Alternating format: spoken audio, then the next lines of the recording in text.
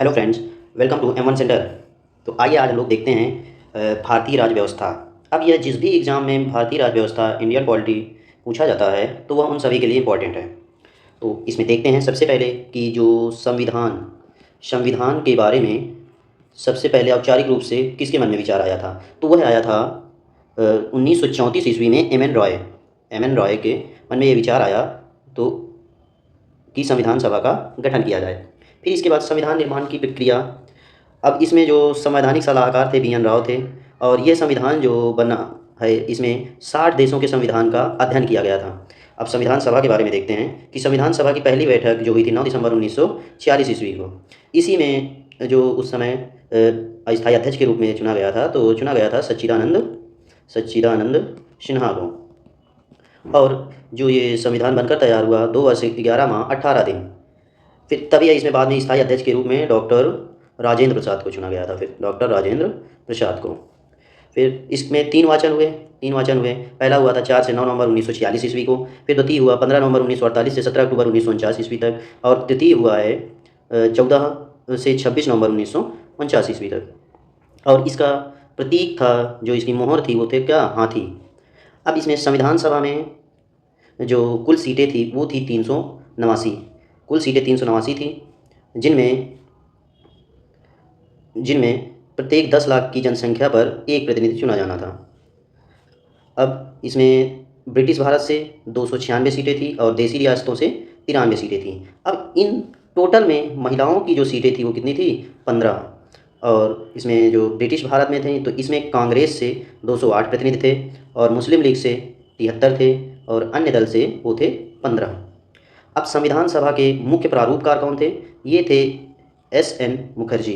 और 7वें अधिवेशन में, संविधान सभा के 7वें अधिवेशन में महात्मा गांधी को श्रद्धांजलि अर्पित की गई। फिर इसके बाद आते हैं अब संविधान की उद्देशिका में।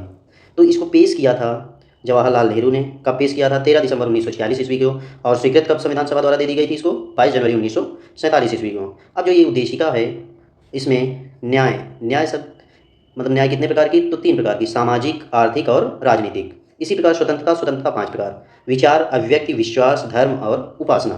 इसी प्रकार क्षमता तो प्रतिष्ठा और अवसर, मतलब कि ये कितने हैं? 3, ये 5 हैं और ये 2 हैं। अब इसमें एक बार संविधान संशोधन हुआ, जो कि 42वां संविधान संशोधन 1976 में हुआ था। इसमें 3 शब्द जोड़े गए थे, समाजवादी, पंथनिरपेक्ष और अखंडता शब्द जोड़े गए थे।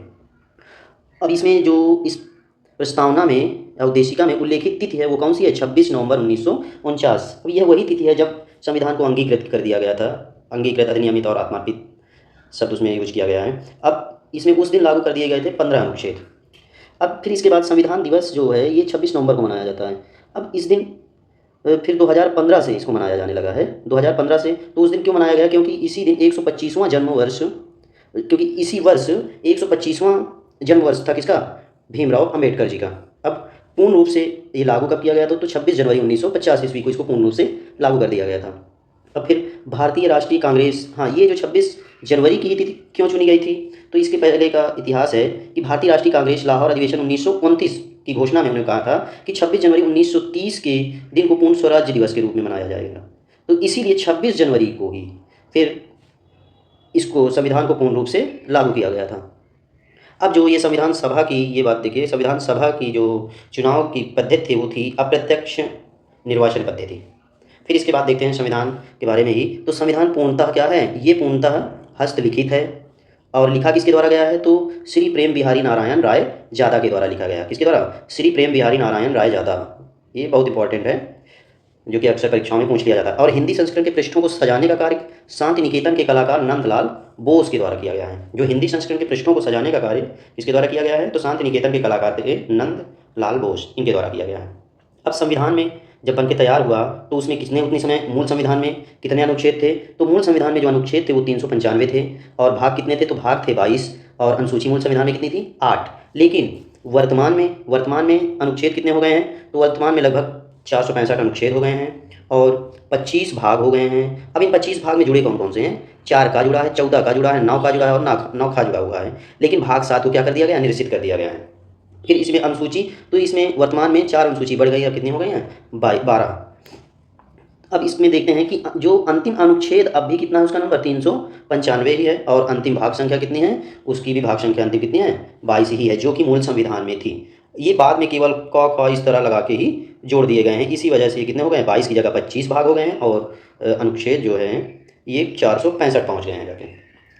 अब ये 26 नवंबर, हाँ ये 26 नवंबर को संविधान दिवस के रूप में मनाया जाता है। कब से मनाया जाता है, 2015 से।